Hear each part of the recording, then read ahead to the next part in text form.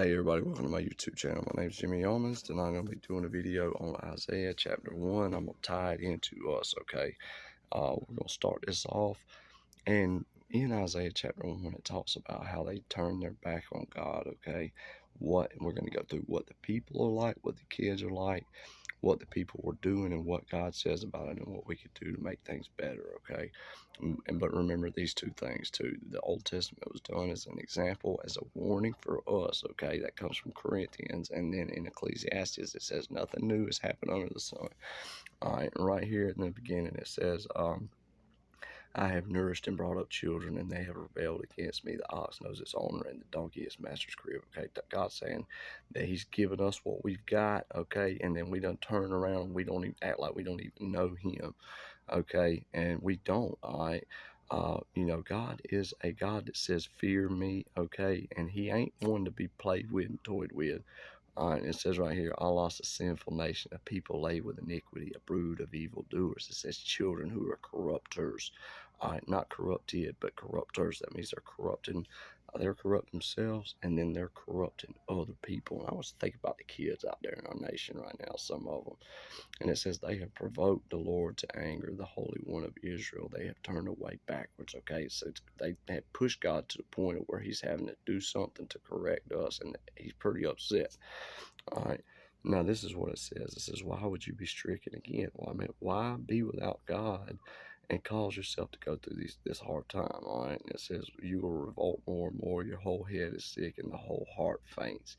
From the sole of the foot even to the head, there is no soundness in it. But when I read this is one of the first chapters I read in the Bible. Okay. And when I read this, that right there resonated with me. It was kind of like how I felt. Okay, I didn't know God, and kind of made it understand, all right, this is the reason why you feel this way. It's because you haven't had God in your life. You've turned around backwards. All right, now we're going to turn over here. Okay, this is what God says to the people about this, about these kids out there in the street being corrupted and corrupting others. All right, and the people, He says, give ear to the law of our God, you people of Gomorrah. He's saying they ain't none of y'all. When He says you people of Gomorrah, He says they ain't nobody there. They ain't 10 of y'all there that's righteous, okay? Because when He sent the angels down there to judge the people in Sodom and Gomorrah, He said, if you could find 10, I'll spare them. And He didn't find 10. All right, so He's saying there ain't nobody in that Israel at the time. And I'm saying this as an example for us that's righteous. And that's pretty scary, guys.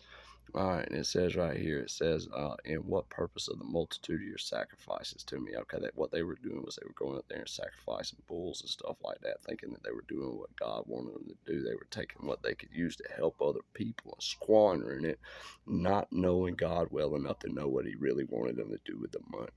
All right, and it says, when you come to appear before me, who has required this from your hand to trample my courts? I like the way he throws that in there, because that's what we're doing in our courtrooms today. We have turned the Constitution completely around backwards, and we're running people through the system, giving them way too much time and putting them in oppressive situations. That's what's going on, and God don't like it.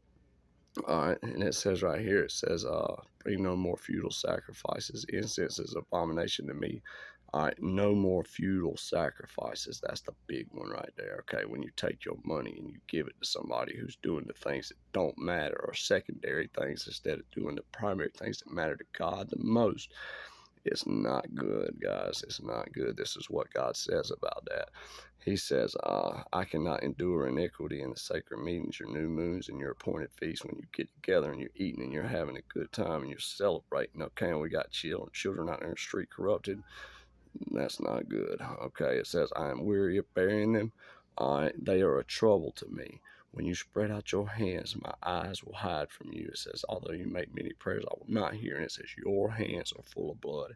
And He's talking about the blood of the kids out there in the street that are growing up not knowing Him and being sealed off in an eternal fire. All right, we're being held accountable for all of these. That's a double-sided meaning right there.